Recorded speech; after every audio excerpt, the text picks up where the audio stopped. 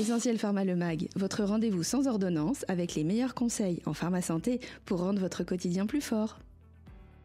Bonjour à tous et bonjour Sophie. Bonjour Pierre. Et bienvenue dans ce nouvel épisode de notre podcast où nous abordons des sujets de santé qui vous concernent au quotidien. Alors, avant de débuter, si ce contenu vous plaît, comme d'habitude, n'oubliez pas de vous abonner ici et d'activer les notifications pour ne rien manquer. Aujourd'hui, nous allons nous plonger dans un sujet universel qui touche petits et grands, le sommeil, ce bien si précieux, souvent négligé, est pourtant un pilier de notre santé. Effectivement, les troubles du sommeil peuvent avoir des conséquences parfois insoupçonnées sur la santé. Mais rassurez-vous, nous avons des solutions pour que vous retrouviez des nuits sereines. Absolument. Mais Sophie, pourquoi dit-on que dormir est aussi vital que manger ou respirer ? Dormir n'est pas seulement une pause pour le corps. Pendant le sommeil, notre organisme mène des processus essentiels. Par exemple, il se régénère au niveau cellulaire, renforce ses défenses immunitaires, élimine les toxines accumulées dans le cerveau et consolide les apprentissages de la journée en mémoire. Mais il est important de noter que les besoins en sommeil varient. Une girafe dort 2 heures par jour, un chat environ 12 heures et les humains entre 7 et 8 heures en moyenne, bien que certains aient besoin de 9 heures ou plus. Pourtant, les Français ne dorment plus assez. Selon l'INSERM, nous avons perdu 1h30 de sommeil par nuit en 50 ans. C'est considérable. Quelles sont les conséquences de cette privation chronique ? Eh bien, dormir moins de 6 heures par nuit, ce qui est de plus en plus courant, expose à des risques accrus d'obésité, de diabète de type 2, de maladies cardiovasculaires et même de dépression, sans parler des conséquences immédiates comme une baisse de la vigilance qui peut causer des accidents du travail et de la route. Une étude de l'INSV, Institut national du sommeil et de la vigilance de 2017, montre que les Français dorment en moyenne 7 heures et 7 minutes en semaine. Une part croissante de la population dort moins de 6 heures, un chiffre en deçà des recommandations métro, boulot égale mauvais dodo. Les troubles du sommeil diffèrent selon les âges.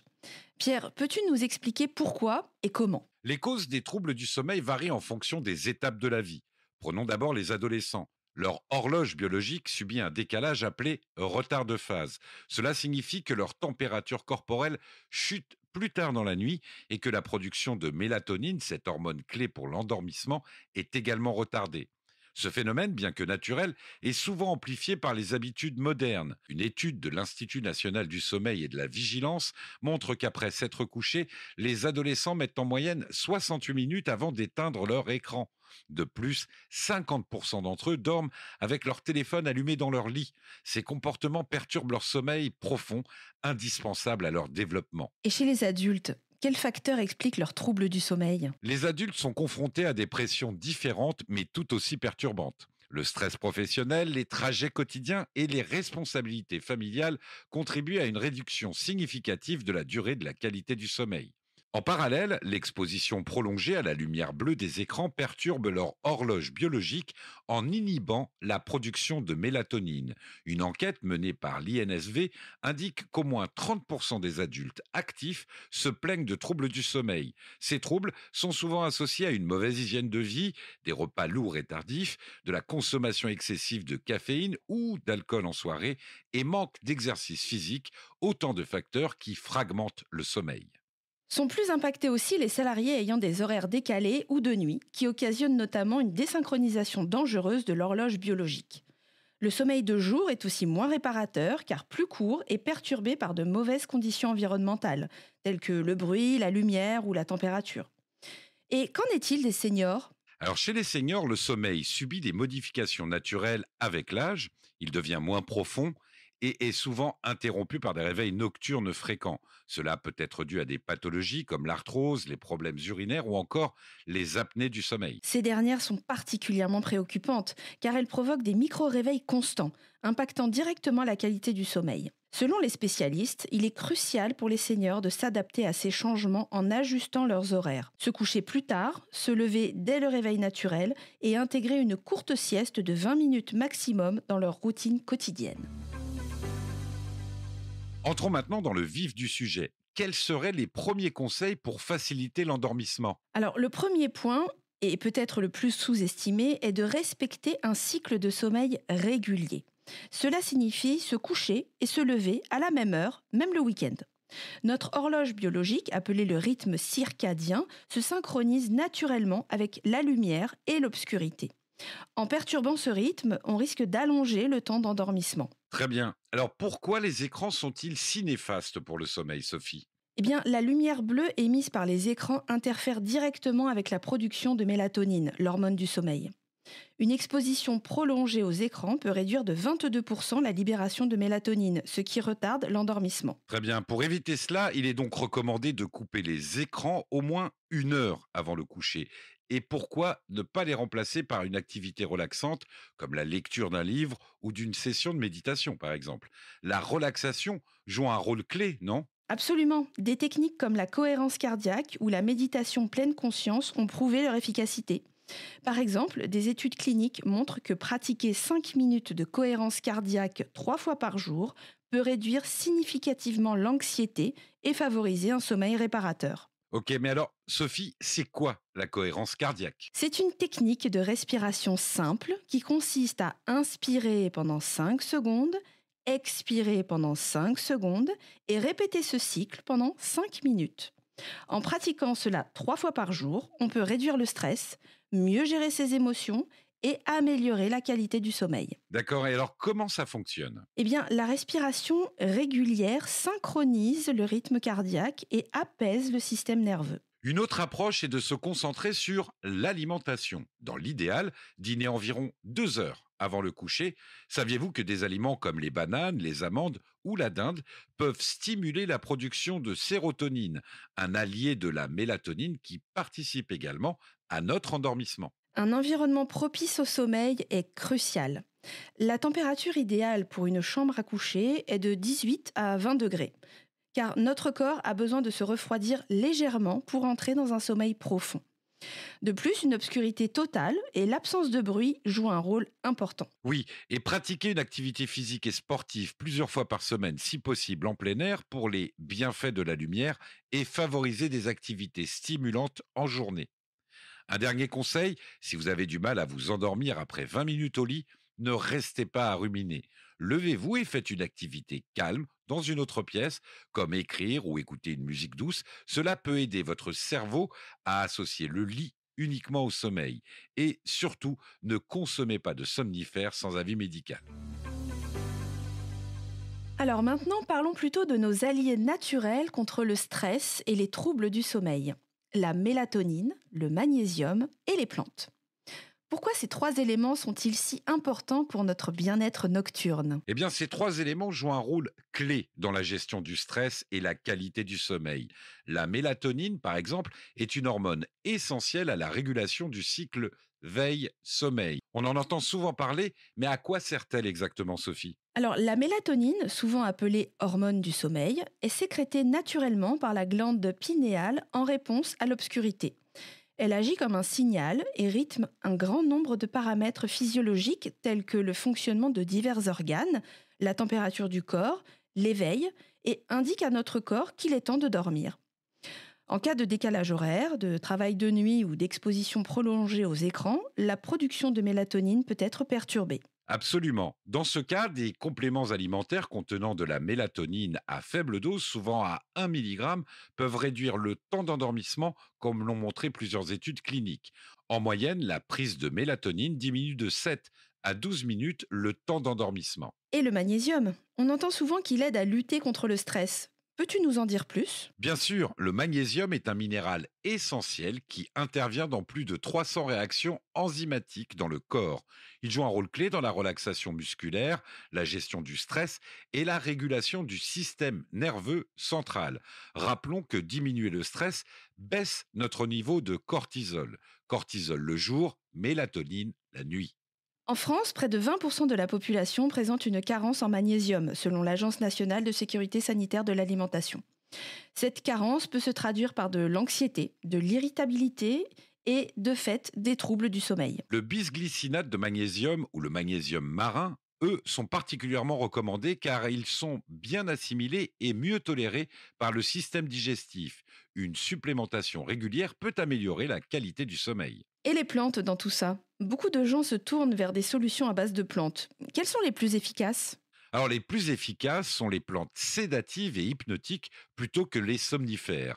Mélisse, valériane, aubépine, rhodiole, passiflore sont conseillés surtout pour les troubles du sommeil liés à l'anxiété et au stress, mais aussi houblon, lavande, camomille, tilleul, fleurs d'oranger, verveine, en tisane, huiles essentielles ou compléments alimentaires, des gélules, des sticks, des gouttes, des sprays ou des élixirs.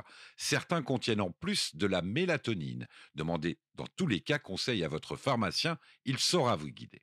Selon l'Institut de sondage Ipsos, en 2019, 70% des Français déclarent avoir déjà utilisé l'homéopathie et 39% des utilisateurs s'en servent pour gérer le stress ou améliorer leur sommeil. L'intérêt de cette approche réside dans son caractère doux, naturel et sans effet secondaire notable. Alors justement Sophie, comment fonctionne l'homéopathie? En matière de stress et de sommeil, certains remèdes ciblent des symptômes précis. Par exemple, Gelsemium sempervirens, indiqué pour le stress anticipatoire, souvent associé à des insomnies avant un événement important. Ignatia amara, conseillé en cas d'insomnie liée à des chocs émotionnels ou à des périodes de deuil. Coffea cruda, recommandé pour ceux qui ont l'esprit en ébullition empêchant l'endormissement. Passiflora incarnata, utilisé pour apaiser l'agitation mentale et les troubles du sommeil léger. Ces remèdes sont souvent pris sous forme de granules en dilution tels que 9CH ou 15CH selon l'intensité des symptômes. Très bien Sophie, mais alors y a-t-il des précautions à prendre avant d'utiliser l'homéopathie? Absolument. Bien que l'homéopathie soit sans danger en termes d'effets secondaires, il est crucial de ne pas l'utiliser comme substitut à des traitements nécessaires en cas de troubles sévères. Par exemple, en cas d'insomnie chronique ou de stress intense qui interfère avec la vie quotidienne, il faut consulter un professionnel de santé. L'homéopathie offre une solution intéressante pour ceux qui cherchent une approche naturelle et non intrusive. Elle peut être utilisée seule ou en complément d'autres thérapies comme les plantes ou les techniques de relaxation. Les troubles du sommeil peuvent également être liés au ronflement et à l'apnée du sommeil. Sophie, peux-tu nous expliquer pourquoi ces problèmes sont si préoccupants? Effectivement, les troubles du sommeil liés au ronflement et à l'apnée obstructive du sommeil, AOS, sont bien plus qu'une gêne sonore. En France, près de 40% des adultes ronflent occasionnellement et environ 2 à 4% de la population générale souffre d'apnée du sommeil, soit plus de 1,5 million de personnes diagnostiquées selon la Haute Autorité de Santé. Ces troubles peuvent entraîner des conséquences graves. Alors Sophie, qu'est-ce qui différencie un simple ronflement de l'apnée du sommeil? Alors, le ronflement est causé par une vibration des tissus mous de la gorge pendant la respiration, souvent due à un relâchement musculaire ou à une obstruction partielle des voies respiratoires. C'est surtout une gêne pour le conjoint, mais dans certains cas, cela peut être un signe d'apnée du sommeil. L'apnée du sommeil, quant à elle, se caractérise par des pauses respiratoires répétées durant la nuit, d'une durée d'au moins 10 secondes, causées par un effondrement des voies respiratoires. Ces pauses peuvent se produire jusqu'à 30 fois par heure et plus dans les formes sévères. Cela provoque des micro-réveils qui fragmentent le sommeil et empêchent d'atteindre des phases réparatrices comme le sommeil profond ou paradoxal. Mais alors, quels sont les principaux symptômes d'alerte? Les symptômes varient, mais les plus courants incluent fatigue excessive en journée, un signe clé, souvent dû à un sommeil non réparateur. Des ronflements forts et irréguliers, ils peuvent être interrompus par des pauses respiratoires bruyantes. Ou encore des réveils avec sensation d'étouffement, typique des apnées sévères. Des troubles de l'attention et de la mémoire liés au manque d'oxygénation nocturne. Ou l'hypertension artérielle matinale, fréquemment associée à l'apnée du sommeil. Un diagnostic est indispensable et il se fait souvent par une polysomnographie ou une polygraphie ventilatoire qui mesure la respiration, le niveau d'oxygène dans le sang et les phases du sommeil, tout cela sous contrôle médical. Demandez conseil à votre médecin. Très bien Sophie, et quelles sont les solutions pour traiter ces troubles? Le traitement dépend de la gravité du problème. Pour les ronflements simples, perte de poids en cas de surpoids, car la graisse autour des voies respiratoires peut aggraver les vibrations. Et évitez bien sûr l'alcool le soir qui relâche les muscles. Utilisation de dispositifs comme les bandelettes nasales ou des orthèses d'avancée mandibulaire qui repositionnent la mâchoire pour dégager les voies respiratoires. Pour l'apnée du sommeil légère à modérée, l'OAM est aussi une solution efficace avec une réduction des apnées dans 60 à 70% des cas selon les données de la AHS. Pour l'apnée sévère, Le traitement de référence est la ventilation en pression positive continue, le PPC, qui maintient les voies respiratoires ouvertes grâce à un flux d'air constant. Cette méthode améliore la qualité de vie et réduit les risques cardiovasculaires. Et si vous vous demandez si les changements de mode de vie jouent un rôle important, oui, absolument. Les habitudes de vie sont cruciales pour réduire les symptômes. Au risque de nous répéter, pratiquer une activité physique régulière pour améliorer le tonus musculaire des voies respiratoires. Adapter sa position de sommeil. Dormir sur le côté plutôt que sur le dos peut réduire les ronflements et les apnées légères. Réduire le tabac qui irrite les voies respiratoires. Mais le diagnostic reste une priorité. En France, on estime que 40% des apnées obstructives du sommeil restent non diagnostiquées, ce qui augmente considérablement les risques de complications graves. Par exemple, le risque de développer une hypertension artérielle est multiplié par 2 et celui de faire un AVC par 3 selon l'Organisation mondiale de la santé. Sophie, on entend souvent dire que faire la sieste est bon pour la santé. C'est vrai ? Oui, absolument. Et c'est même scientifiquement prouvé. En France, près de 38% des actifs déclarent ressentir une fatigue importante au cours de la journée. La sieste, même courte, est un moyen simple et efficace de récupérer et de maintenir une performance optimale, tant sur le plan physique que mental. La sieste, et plus particulièrement la micro-sieste, qui dure entre 10 et 20 minutes, présente de nombreux avantages. Amélioration de la vigilance. Une étude menée par la NASA sur des pilotes montre qu'une sieste de 26 minutes peut augmenter la vigilance de 54% et les performances de 34%. Et oui, la sieste stimule le système parasympathique responsable de la relaxation. Elle aide à réduire le stress et à retrouver un état d'équilibre. Une sieste courte favorise la consolidation de la mémoire. Les phases de sommeil léger sont particulièrement bénéfiques pour retenir des informations acquises récemment. Elle a également un impact positif sur le cœur. En bref, il n'y a que des avantages. Mais combien de temps doit durer une sieste pour qu'elle soit efficace sans perturber le sommeil nocturne ? C'est là que réside l'art de la sieste. La micro-sieste doit durer entre 10 et 20 minutes et se limite au sommeil léger. Elle booste l'énergie et la vigilance sans entraîner de somnolence résiduelle. La sieste moyenne, environ 30 minutes, elle peut entraîner une légère inertie du sommeil, ce flou au réveil, mais elle est encore bénéfique.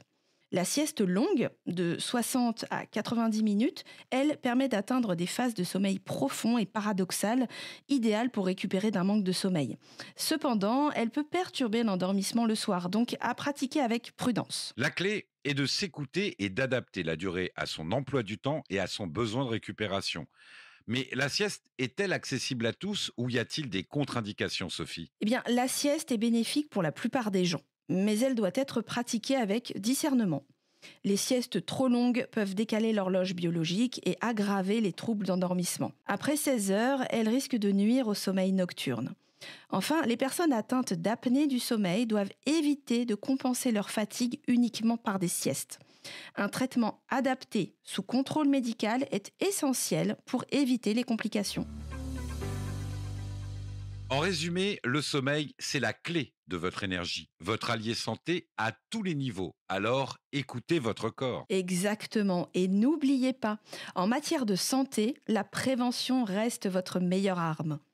Merci à nos auditeurs de nous avoir suivis. Merci à toi Sophie pour ces explications éclairantes encore une fois. Si cet épisode vous a plu, n'hésitez pas à le partager autour de vous et à nous suivre pour d'autres sujets santé.